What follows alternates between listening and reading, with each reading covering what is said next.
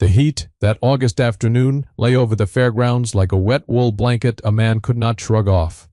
And beneath the long open shed where the dairy judging always happened, a crowd of perhaps 300 people had gone so quiet you could hear the flies working the sweet grass and the slow, patient breathing of the animals. In the center of the ring stood a woman of 38 with dust on her boots and a rope halter loose in her calloused hand, and beside her stood the cow, and every eye in that shed was on the two of them. The judge had already tied the purple.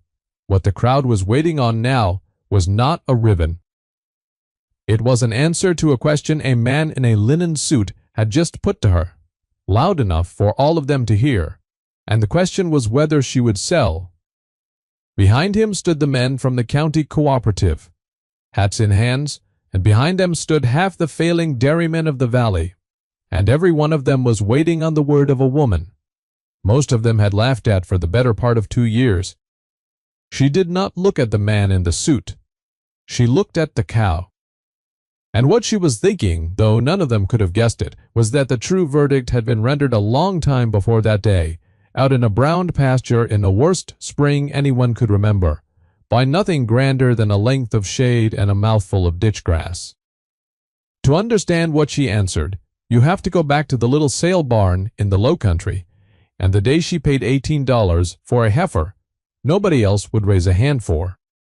Her name was Della Voss, and she had come into that country in the early spring with a truck that burned oil, $490 in a coffee can, and the deed to 60 acres of tired ground her late aunt had left her, because there was no one else to leave it to. The land sat at the dry end of the valley, where the good water gave out, 30 of it in stubbled pasture, and the rest in cedar and rock. And the neighbors had long since decided the place was fit for nothing, but running a few dry cows and going broke slow. Della had grown up in town and knew the theory of livestock the way a person knows the theory of swimming, which is to say not at all, and when she stood in the sale barn that first Thursday, among men who had been reading cattle since before they could read words, she felt the whole room take her measure and set her down as harmless. That suited her. She had spent a lifetime being underestimated and had learned it cost less than being noticed.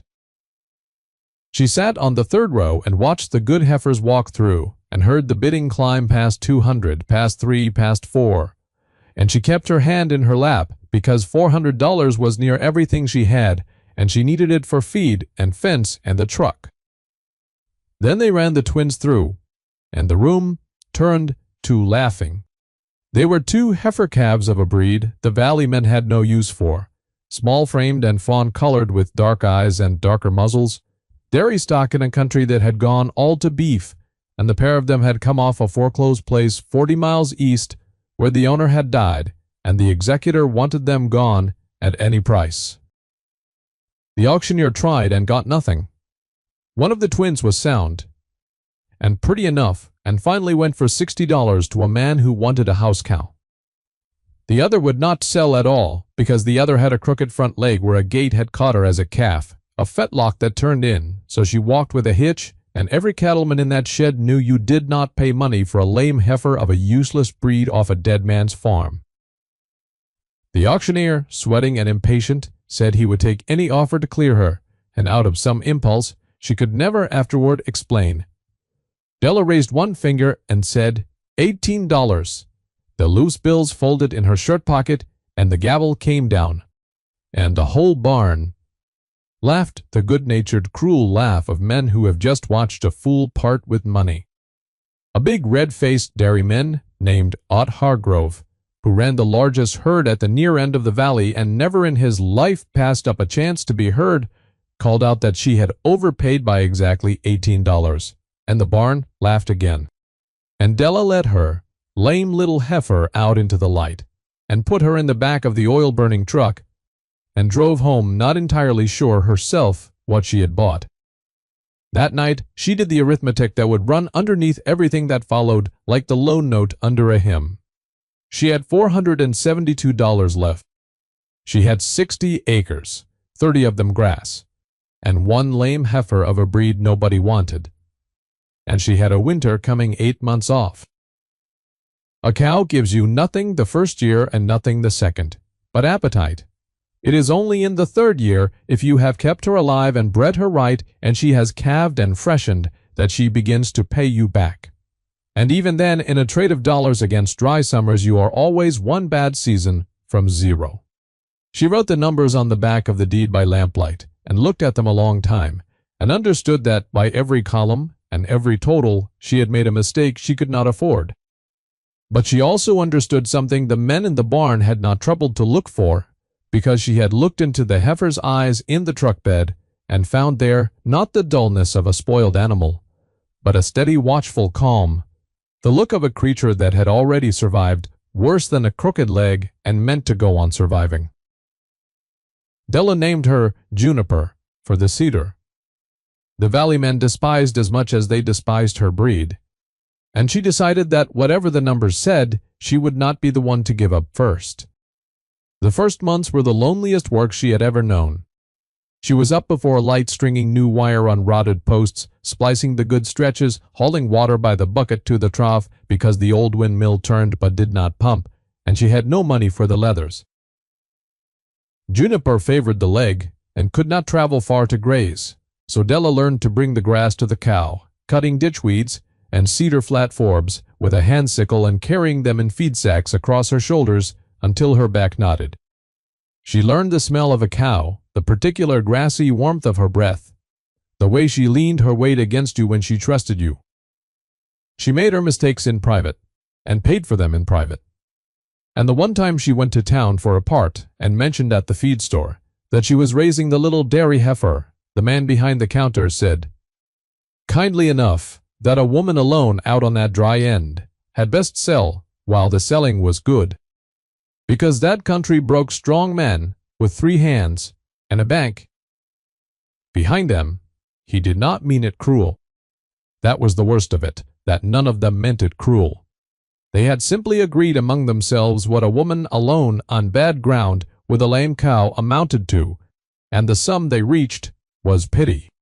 Della thanked him, and paid for her part, and drove home, and did not go back to town more than she had to. There came an evening late in that first summer when the arithmetic finally beat her. The truck had thrown a rod and would not run. Coffee can held $61, and Juniper had gone off her feed for 2 days and stood at the far fence with her head low, and Della sat on the porch step in the dark and let herself believe for the first time that the whole valley had been right. She was not a rancher. She was a town woman playing at a thing that killed men, and the honest course was to sell the cow for whatever a dead-breed lame heifer would bring, and take the truck money and go back to the life that fit her. She had decided it. She had it, settled the way you settle a thing, to stop the ache of deciding. And then in the last gray light she saw Juniper lift her head and turn toward the cedar brake at the top of the pasture, ears forward, and start walking hitch and all up the slope with more purpose than she had shown in days. And Della followed her out of nothing but curiosity, and found her standing in a little pocket of green at the head of a draw, where a seep no bigger than a dinner plate wept out of the rock and kept a patch of grass alive that Della had never once noticed. The cow drank and grazed and swished her tail, and Della stood there in the dark, understanding that the animal had known something about the land that its owner had not, and that maybe the trick of the whole business was not to teach the cow but to watch her. She did not sell. In the morning she borrowed a neighbor's spare and got the truck limping again, and she started, without quite knowing it, to learn her land from her cow. It was the old woman who gave her the words for what she had begun to feel. Her nearest neighbor to the north was a widow named Martha Eng, who had come from the old country as a girl 60 years before and farmed her own quarter section with a stubbornness the valley respected and half feared, and who had never once in Della's hearing joined the laughing. Martha came walking down the fence line one still morning with a basket of eggs she did not need to bring, and stood watching Juniper graze the cedar flat, and after a while she said, in her slow, careful cadence, that the young men of this valley all wanted to argue with the ground, and the ground did not argue back, it only remembered. She said the land keeps a longer ledger than any bank, and it forgives nothing and forgets nothing. and it will tell you everything you need to know, if you can bear to be quiet long enough to hear it, because the land does not shout, it only murmurs, and a person in a hurry hears nothing at all. She looked at the lame heifer a good while, and said the breed Della had bought was bred over 1,000 years by people who had no rich grass, only stone, and short summers, to turn poor forage into rich milk, and that a beast made for hard country was worth more on hard country than a soft beast worth 10 times the price. Then she gave Della the practical key that reframed the whole problem. "Stop trying to keep the cow where the grass ought to be," she said, "and follow her to where the grass is. And mind where she puts her feet. For a cow with a bad leg will find you every soft green place on a hard farm because her comfort depends on it. Move your fences to your cow." Della did exactly that, and it changed everything. By the second spring, she had a plan that no one in the valley would have recognized as farming. She had run temporary wire so that Juniper and the 2 more little dairy cows she had bought cheap off the same failing eastern country grazed in narrow strips, following the green as it came and went, resting each patch long, drinking from the seep she had dug out and lined with rock into a proper small spring. And she had bred Juniper, and Juniper had calved a fine, strong heifer with her mother's dark eyes and, mercifully, 4 straight legs, and had come into her milk. And here was the quiet miracle. Della banked like a coal, kept low under ash, the milk of these despised little cows, off this despised dry ground, grazing wild cedar flat forbs, and spring-fed grass was like nothing the valley had ever tasted. It was gold yellow and thick with cream. And when Della skimmed it and worked it patient and clean in the cool of her spring house, she made a butter so deep in color and flavor that she could hardly believe her own hands had done it, and she told no one. She sold her few surplus dozen eggs and her garden truck in town, as she always had, and let the valley go on pitying her. And she carried her secret the way Marta had taught her to carry everything, quietly, banked and low. Because a thing announced is a thing men will find a way to take, and a thing kept is a thing that grows. She was not the only one who saw sense in what she did. There was a boy, 10 years old, from the poorest family on the road, a silent, watchful child named Wicket, whose father drank the crop money and whose mother took in wash, and the boy had taken to slipping through the cedars to sit on Della's fence rail and watch.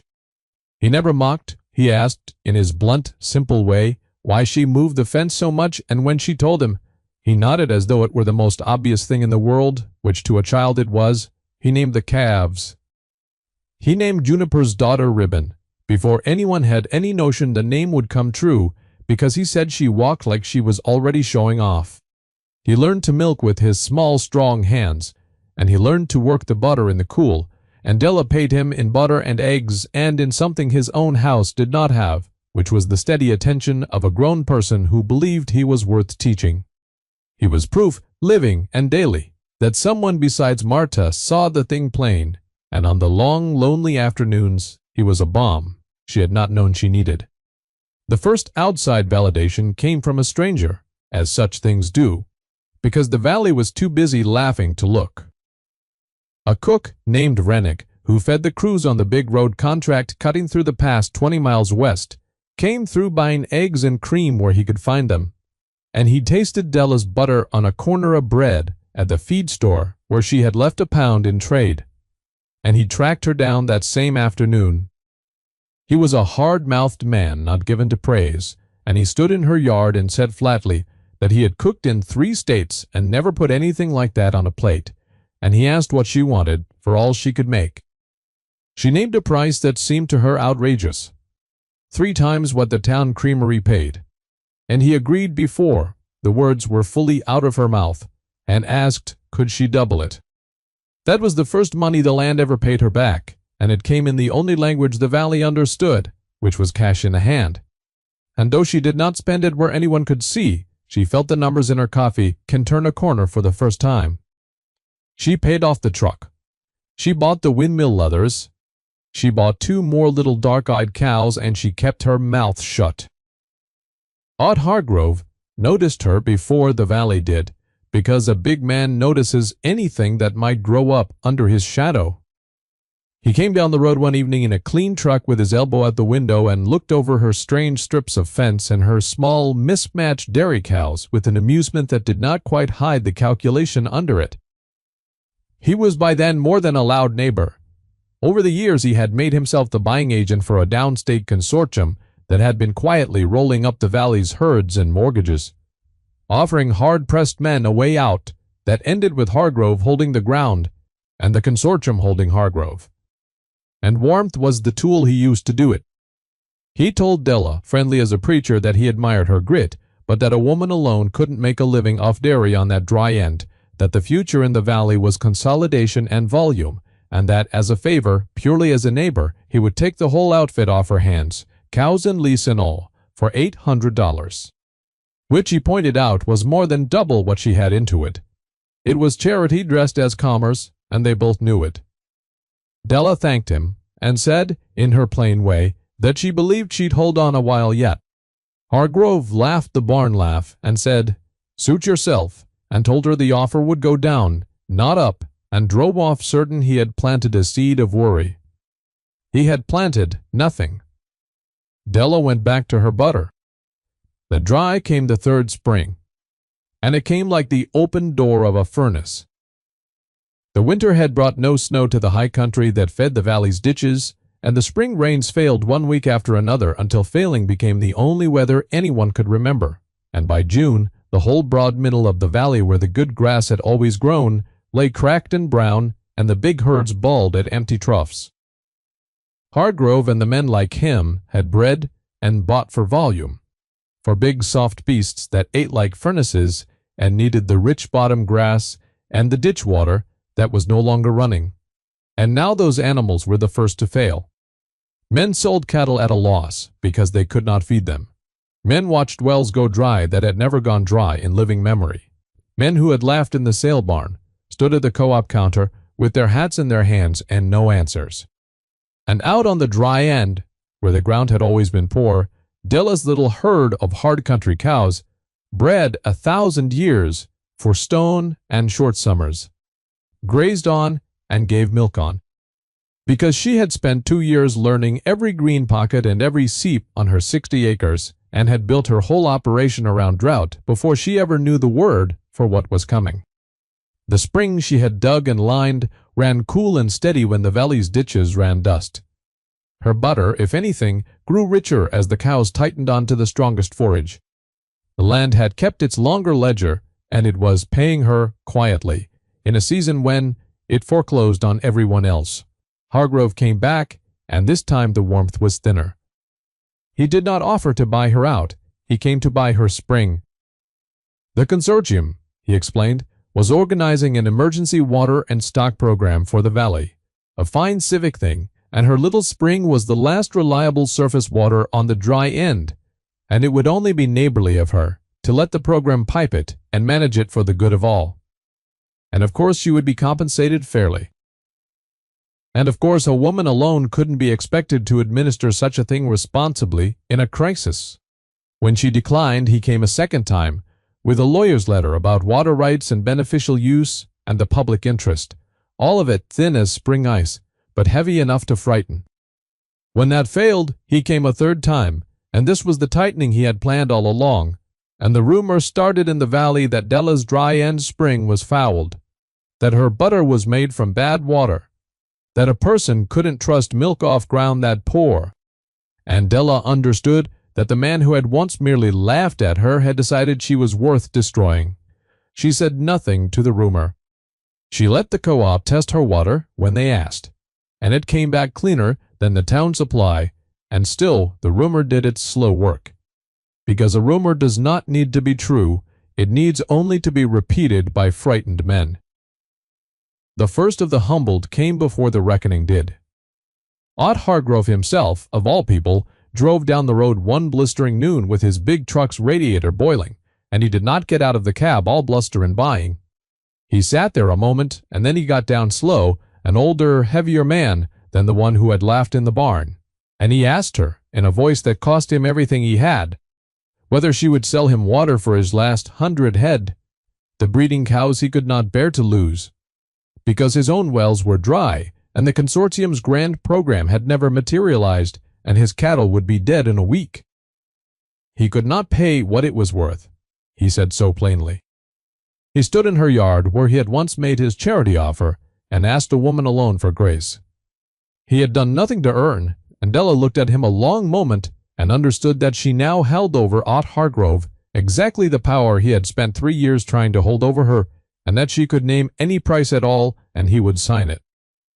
Every column of the arithmetic she had carried since the sale barn told her to take it. She told him to bring his cows to the north pasture in the cool of the evening and water them at the trough by the spring, and she would settle the cost later. And when he tried to ask the cost, she said only that they would talk when his cows were alive. He drove off, not understanding which was fine, because she did not yet fully understand it herself. That was the ear ribbon. Juniper's straight-legged daughter took the purple ribbon at the state fair, and it was the winning of it that brought the whole matter to its head. Rennick the cook, who had by then told everyone in 3 counties where his impossible butter came from, had badgered Della into showing the cow, and Ribbon walked into that ring against the pampered animals of famous herds, and stood so square and calm and deep-bodied, so plainly a superior creature bred for exactly the hard country everyone had written off, that the judge tied her the winner and remarked to the crowd that this was the finest example he had seen in years of what the old hard country lines could do, and asked whose breeding it was. And the name that came back, passed hand to hand through that shed full of dairymen, was the name of the woman who had paid $18 for a lame heifer of a useless breed and been laughed out of a sale barn. That was the first ribbon. It would not be the last, for Ribbon's own daughter would take the purple again 2 years on and make the line famous. But it was the first ribbon that mattered, because it was the ribbon that told the valley, in the only language they trusted, that the fool had been right and they had been wrong. And being right, Della had long since learned, is its own kind of reply, which brings us back to the shed and the heat and the hush and the man in the linen suit. He was not Hargrove. Hargrove was in the crowd now, humbled, watered, sided with her, without quite knowing when he had crossed over. The man in the suit was the consortium's own agent, come up from downstate the moment the ribbon made Della's name worth money, and he had chosen that public moment with the whole valley gathered to make his play because he believed a woman alone would fold before a crowd.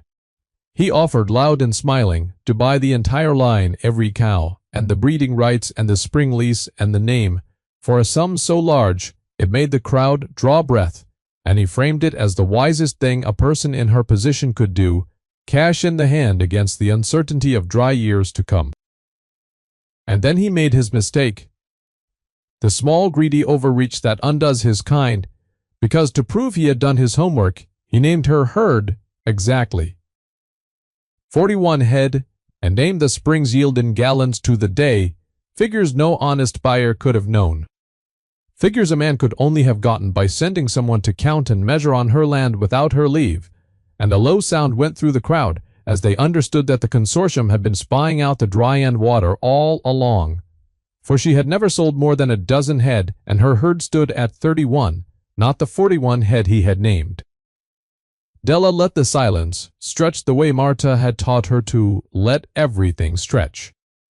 Then she said plainly, so it carried in the stillness, that the herd was not for sale, and the spring was not for sale, and the line was not for sale, not to him, and not to the outfit behind him, because the whole worth of the thing was that it belonged to the valley, and always had. She said the water had already carried this valley through the worst dry in living memory, and would keep carrying it, and that any man in that shed who needed it for his stock could bring his stock to her, spring and water them for the cost of the labor to run the pipe, and not 1 cent for the water itself. It was only hers to mind. She said she would not charge a valley for a gift the land had given, though she would gladly be paid for her work, and her butter and her calves, like any honest woman. And she turned her back on the man in the suit and put her hand on Ribbon's neck, and the man's grand offer hung in the hot air with no one to take it, and after a moment he understood that he had been beaten. Not by a shrewder deal, but by a decency he had no figure for. And he folded his papers and went out to his car in a contempt that no one in that shed shared. The reversal came all at once, the way such things come after long restraint. Odd Hargrove was the first to move. He took off his hat, the big red-faced man who had priced her fool's purchase to the exact $1 3 years before, and he said, loud enough for the shed, that he had never in his life been more glad to be wrong about a neighbor, and that he'd help run the first length of pipe himself.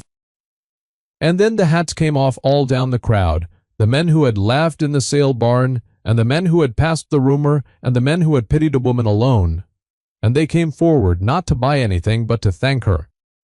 And the whole tide of Valley opinion that had run against her for 3 years turned in the space of a single held breath and ran the other way for good.